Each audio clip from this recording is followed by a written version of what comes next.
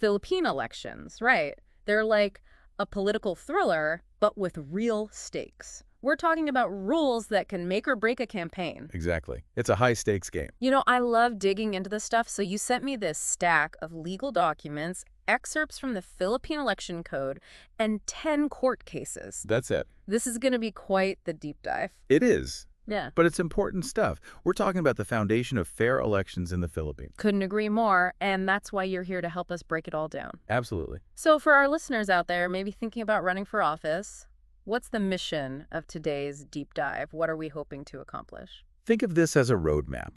We're pulling out the essential do's and don'ts from these documents, highlighting the surprising rulings, the details people might miss. The stuff that can trip people up. Exactly. Even seasoned politicians. Okay, so let's start with the basics. Qualifications for running for office, age, residency, that kind of thing. But what about the less obvious requirements? It's surprising, actually. The election code gets really specific. Really? Oh, yeah. Like, beyond just being a resident of the Philippines, a candidate for a national office, they need to have lived in that specific region they want to represent, and not just for a short time either. So it's not enough to be a citizen. It's about demonstrating a connection to that constituency, showing you're really invested. Showing you're in it for the long haul, not just dropping in for an election. I like that. Exactly. Okay, so we've covered qualifications. What about campaigning? What are the rules around that? Campaign regulations. Now, this is where it gets really interesting. Okay, give me the insider scoop. What are some limitations candidates should be aware of? Let's talk about campaign materials, for example. You'd think you can put your face on any billboard you want, right? Right. But the election code, it actually sets limits on the size and where you can put these things. Seriously. There are rules for how big your face can be on a poster. Absolutely. And it goes beyond size. The materials you use, biodegradable or not, even the colors and slogans you choose, there are rules to prevent confusion among voters. Wow. So it's all about keeping things fair then. That's the idea, preventing any candidate from having an unfair advantage over another. Makes sense. It levels the playing field. Exactly. And that leads us to another crucial do that these documents highlight: transparency. Right, because if you're asking people to trust you as their leader, you have to be transparent. You can't have secrets. Wasn't there a case where a lack of transparency actually disqualified a candidate? Absolutely. In the case of GRNO 195229, a candidate was disqualified for not disclosing their financial interests. Wow, what happened? The court basically said that withholding that information meant the candidate hadn't been honest with the voters, and that eroded public trust. So it's not enough to just follow the rules. You have to make sure voters have all the information. Exactly. Voters need to be able to make informed decisions. That's really what it's all about. It's about the principle of it. Exactly. And that focus on transparency. It's really important when you consider the pitfalls that await candidates. Some of the don'ts in the election code, they're real eye-openers. But we'll get into that after a quick break. Yeah, when you're talking about the don'ts, some of these rules, they really make you think twice. Okay, so spill it. What are some of these things candidates should absolutely avoid? Well, obviously there's election fraud.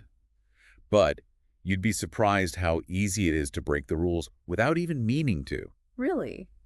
Like how? Campaign spending limits. It's not just about how much you spend, but how you spend it. So even if you stay under the total limit, you can still get in trouble. Oh, yeah.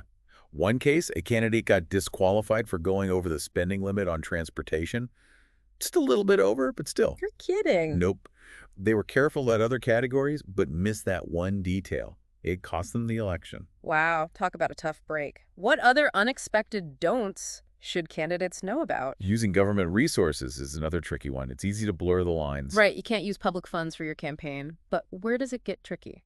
Let's say you're a candidate, right? Yeah. But you're also a local official. You think, I'm just doing my job going to this community event. Right. But if there are voters at that event, it starts to look like you're using your position for campaigning. Ah, I see.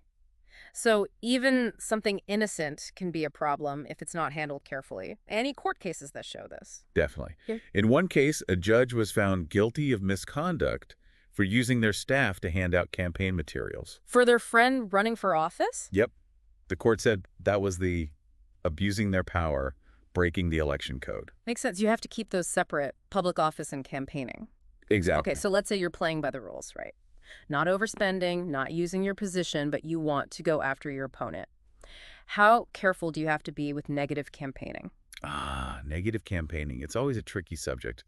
It's a fine line to walk. It is. The election code, it encourages positive campaigns, but it also recognizes free speech. So where's the line between fair comment and going too far? That's the million-dollar question. These court cases, they don't give a clear answer on negative campaigning specifically. But there's one case that deals with libel. A candidate made false accusations against their opponent and got in big trouble.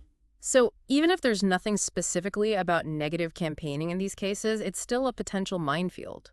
Absolutely. You can't just say whatever you want. Freedom of speech has its limits, especially when you're talking about someone's character. Right. You have to be able to back up your claims. The courts have shown they're willing to step in if those claims are false or misleading. So we've covered the do's and don'ts, but I'm curious, how do these rules actually play out in the real world? It's like these court cases, they're like real life examples of the election con in action. Right? It's not just theory, It has real consequences. Absolutely. Every ruling sets a precedent, shaping future elections. It's like building a legal roadmap, case by case. So out of these 10 cases, any that really stand out, as particularly impactful or illustrative? Let's circle back to GR now, 1-5229, the one where the candidate was disqualified over financial disclosure. The transparency. That's the one.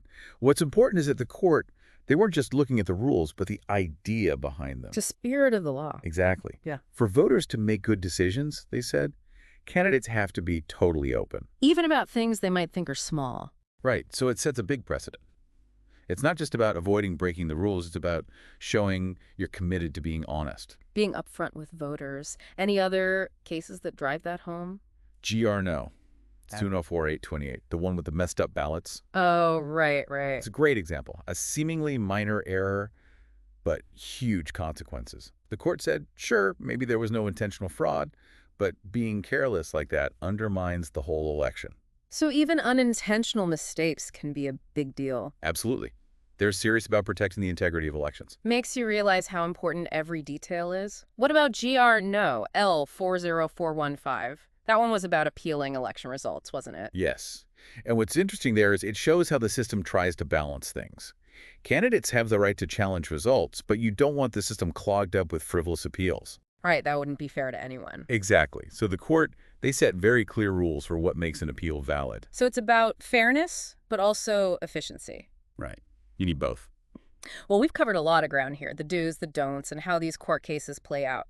If our listeners take away one thing from this deep dive, what should it be? I think the biggest takeaway is that the Philippine election code, it's not just some document gathering dust. It's a living thing, constantly changing, being interpreted.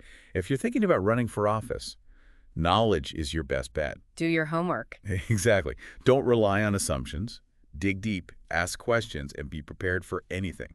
Great advice to end on. Listener, wherever you are in your political journey, we hope you found this deep dive insightful. Until next time.